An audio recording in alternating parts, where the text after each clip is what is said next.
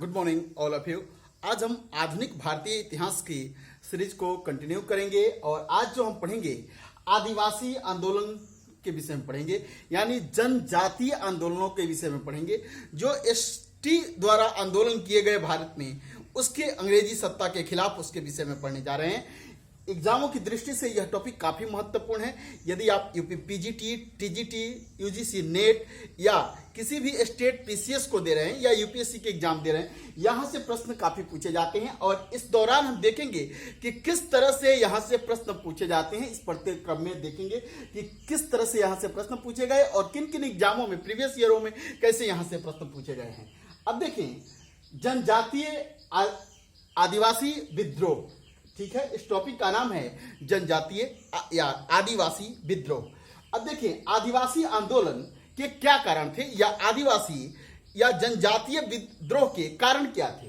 अंग्रेजी सत्ता के खिलाफ आदिवासियों ने क्यों विद्रोह किया, कौन सी ऐसी परिस्थितियां बाध्य कर दी उन्हें आंदोलन करने के लिए। तो जाने कि नई लगान नीति ब्रिटिश सत्ता जब भारत पर आधिपत्य 1757 के बाद से शुरू करती है तो वन क्षेत्रों में रहने वाले, जंगलीय क्षेत्रों में रहने वाले आदिवासियों पर उन्होंने एक नई भू राजस्व नीति लागू की और इस नीति को लागू करने के साथ साथ एक भू राजस्व वसूल करने के लिए उन लोगों ने क्या किया कि जो जमींदार वर्ग है, ठीक है, तो जमींदार वर्ग का उदय कर दिया और इन जमींदारों ने तरह तरह के नियम कानून जो है आदिवासियों पर थोपने लगे और एक ऊंची दर से लगान लेने लगे। इस ऊंची लगान से और इनके हस्तक्षेप से आदिवासियों के जनजीवन, रहन सहन आदि व्यवस्थाओं में हस्तक्षेप के कारण आदिवासियों के मन में जो है अंग्रेजी सत्ता के खिलाफ जो है एक बीज अंकुरित होने लगा। आदिवासी क्षेत्रों में ईसाई मशीनरियों का प्रवेश, आप लोगों ने जब देखा कि 1813 के बाद आदिवासी क्षेत्र भारत में ईसाई मशीनरियों के प्रचार को ओपन कर दिया गया और जो है आदिवासी क्षेत्रों में ये ईसाई मशीनरियां प्रवेश करने लगी और आदिवासियों को जो है मोटिवेट करके जो है ईसाई धर्म में परिवर्तित करने लगी।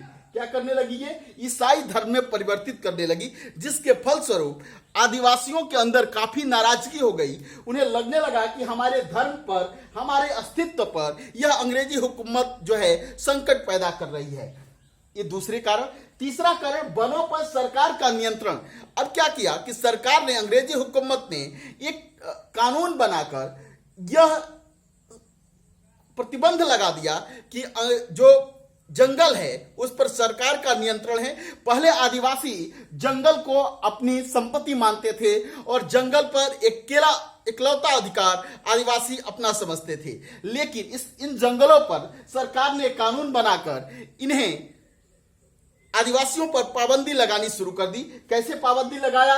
लकड़ी, जैसे आदिवासी अपने भोजन के लिए लकड़ी काटते थे या जो है घर बनाने के लिए लकड़ी काटते थे, इस पर प्रतिबंधित कर दिया कि आप सरकार से बिना पूछे, अधिकारियों से बिना पूछे लकड़ी, जंगल की लकड़ी नहीं काट सकते हैं, वनों को नुकसान नहीं पहुंचा सकते हैं। साथ साथ पशुचारण, आदिवासी अपने पशुओं को स्वतंत्र रूप से किसी भी जंगली क्षेत्र में चराते थे।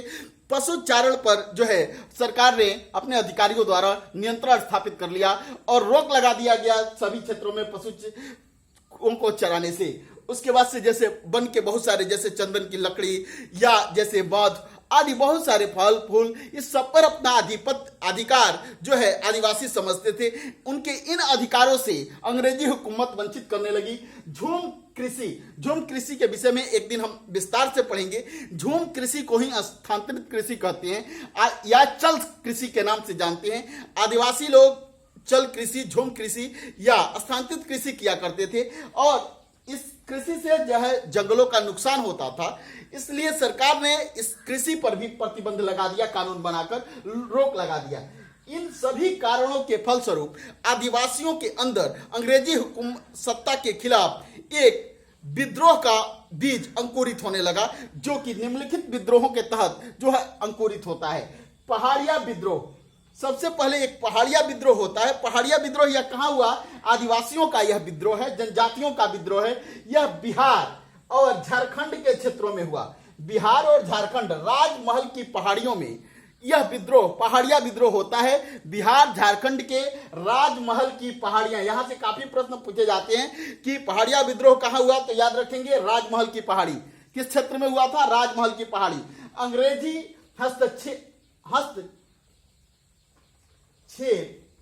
क्यों हुआ? यह कारण क्या था इस विद्रोह का? अंग्रेजी हस्तक्षेप के कारण शुरू हुआ विद्रोह। अंग्रेजों ने, जैसे आपने देखा कि वनों पर लगान, या अंग्रेज जो है आदिवासियों के रहन सहन, आदिवासियों के सभ्यता संस्कृति और आदिवासियों के जो है व्यक्तिगत मामलों में हस्तक्षेप करना शुरू कर दिया ब्रिटिश हुकूमत ने। इसी कारण से यह विद्रोह शुरू हुआ था, पहाड़िया विद्रोह। सरकार को आदिवासियों से 1778 में समझौता करना पड़ा। यह विद्रोह काफी मजबूत हुआ। इसे खूनी विद्रोह के नाम से भी जानते हैं। इस विद्रोह में बहुत सारे अंग्रेज सिपाही मारे गए और मजबूर होकर अंग्रेजी हुकूमत को आदिवासियों के साथ 1778 में समझौता करना पड़ा और उस समझौते के बाद यह विद्रोह जाकर थमने का नाम लेता है। अंग्रेजी सरकार ने इस क्षेत्र को दामिन याद रखेंगे कि दामिन कोल के नाम से कौन सा क्षेत्र विख्यात है? राजमहल की पहाड़ी। राजमहल की पहाड़ी को अंग्रेजों ने दामिन कोल कहा। क्या कहा? दामिन कोल। पहाड़िया विद्रोह के समय यह नाम दिया गया। आगे देखें, संथाल विद्रोह एग्जाम की दृष्टि से काफी महत्वपूर्ण और सभी आदिवासी विद्रोहों में यह काफी शक्तिशाली और काफी महत्वपूर्ण विद्रोह है। यह जो है संथाल विद्रोह कब हुआ? सबसे ज्यादा प्रश्न यही पूछे जाते हैं आपसे कि संथाल विद्रोह कब हुआ। संथाल विद्रोह 1855-56 क्या हुआ था? 1855-56 में यह विद्रोह हुआ था। अब देखिए, आदिवासी विद्रोहों में सबसे शक्तिशाली विद्रोह है यह संथाल विद्रोह। आदिवासी विद्रोह में सबसे शक्तिशाली विद्रोह यह संथाल परगने में हुआ था। ये संथाल परगना कहां है? अब देखिए किस क्षेत्र में, तो संथाल परगने भागलपुर और राजमहल की पहाड़ियों में हुआ था। भागलपुर और राजमहल की पहाड़ियों के बीच संथाल एक जनजाति है, एक जाति है, एक ग्रुप है आदिवासियों का। यही संथाल ग्रुप ने जो भागलपुर और राजमहल की पहाड़ियों के बीच रहा करती थी, यह संथाल जनजाति, इसने अंग्रेजी सत्ता के खिलाफ, अंग्रेजों के अत्याचार के खिलाफ, अंग्रेजों के शोषण के खिलाफ, विशेषकर इस आंदोलन की उत्पत्ति का कारण जो था आर्थिक कारण था, के खिलाफ यह विद्रोह शुरू हुआ। कहां? भागलपुर और राजमहल की पहाड़ी। भागलपुर बिहार में और कुछ हिस्सा इसका झारखंड में भी है, राजमहल की पहाड़ी का। तो भागलपुर और झारखंड में यह विद्रोह जो है होता है। बिहार और झारखंड में ज्यादातर इस विद्रोह का हिस्सा बिहार से जुड़ा हुआ है। अब देखिए कारण, इस संथाल विद्रोह के कारण क्या थे? मुख्य रूप से संथाल विद्रोह के जो कारण थे वो आर्थिक थे। क्या थे? आर्थिक कारण विशेषकर थे। अब देखिए, इसके साथ साथ अन्य कारण, जैसे आपने देखा अंग्रेजों की व्यवस्था, लगान नीति, उसके बाद आदिवासी क्षेत्रों में मिशनरियों का प्रवेश, उसके बाद अंग्रेजी सत्ता द्वारा लाई गई वन नीति, इन सभी कारण भी इस आदिवासी विद्रोह के भी थे।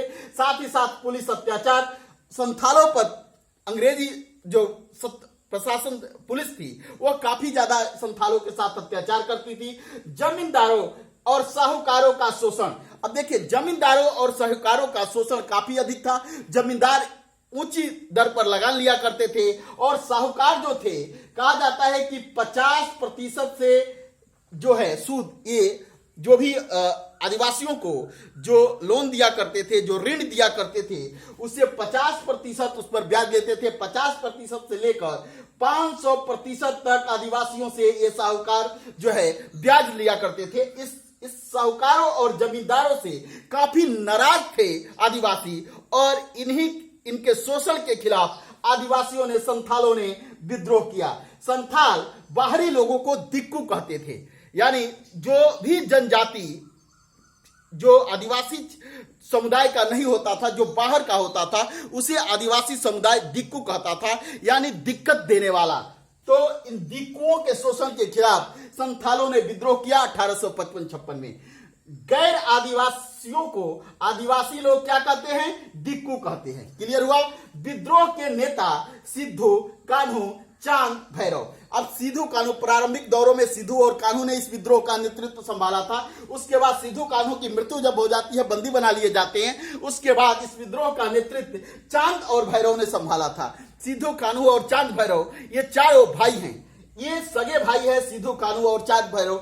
सिद्धू कान्हू की अंग्रेजों द्वारा पकड़ लिए जाने और मृत्युदंड देने के बाद जो है चांद और भैरव ने इस विद्रोह का नेतृत्व संभाला था। सिद्धू ने अंग्रेजों से कहा, अब देखिए सिद्धू ने अंग्रेजों से क्या कहा कि देखो ठाकुर जी यानी भगवान ने हमें आदेश देते समय कहा कि यह देश साहबों यानी अंग्रेजों का नहीं है, ठाकुर जी खुद हमारे तरफ से लड़ेंगे। सिद्धू ने कहा कि ठाकुर जी ने हमें आदेश देते हुए कहा था कि यह जो क्षेत्र है यह साहबों का नहीं है, यानी अंग्रेजों का नहीं है, यह क्षेत्र किसका है? संथालों का है, और संथालों की तरफ से उसके अधिकार के लिए स्वयं मैं लड़ूंगा, यानी स्वयं ठाकुर जी संथालों की तरफ से लड़ेंगे। कहा कि अंग्रेजी पुलिस और अंग्रेजी सेना को मेरे संथालों से नहीं, सिद्धू कान्हू से नहीं, संथालों को किससे लड़ना होगा? ठाकुर जी के साथ लड़ना होगा। क्लियर हुआ? खुद हमारे तरफ से ठाकुर जी लड़। अब देखिए संथाल विद्रोह को कुचलने के लिए मेजर बारो, अंग्रेजी हुकूमत ने संथाल विद्रोह को कुचलने के लिए मेजर बारो को नियुक्त किया। मेजर बारो ने 1856 में विद्रोह के नेता पकड़े गए और सिद्धू कान्हू को 1856 तक मार दिया गया। क्लियर हुआ? सिद्धू कान्हू को 1856 तक मार दिया गया। उसके बाद इनकी मृत्यु के बाद चांद भैरव ने इस विद्रोह का नेतृत्व संभाला। भागलपुर के कमिश्नर, ये भी नाम याद रखेंगे, ब्राउन। क्या नाम है भागलपुर का कमिश्नर उस समय? कौन है? ब्राउन। मुख्य रूप से अंग्रेजी हुकूमत ने किसको कमान संभाली है इस विद्रोह को दबाने के लिए? मेजर बारो को। भागलपुर का कमिश्नर कौन?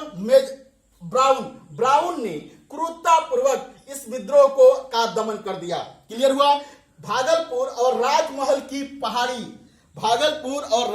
की पहाड़ी वाले क्षेत्र के बीच के क्षेत्र को दमन एकोह नाम दिया गया। कब दिया गया? संथाल विद्रोह के समय भागलपुर और राजमहल की पहाड़ी के बीच के क्षेत्र को दमन एकोह के नाम से जाने लगा।